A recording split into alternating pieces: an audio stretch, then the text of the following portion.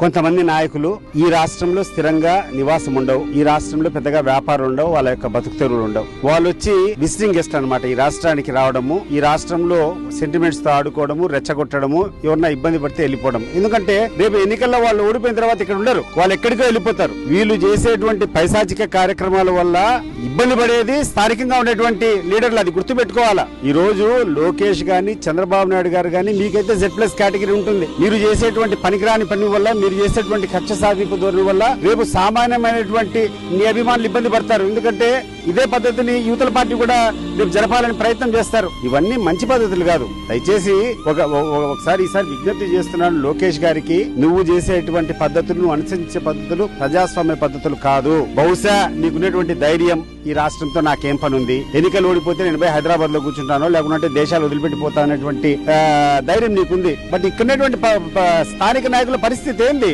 అది గుర్తు పెట్టుకో. నేను నమ్ముకొని కొంతమంది ఉంటారు, నీ పార్టీ నమ్మి కొంతమంది ఉంటారు, రేపు వాళ్ళ భద్రత ఇస్తారు. కాబట్టి వాళ్ళు దగ్గర పెట్టుకుని పని చేయాలా.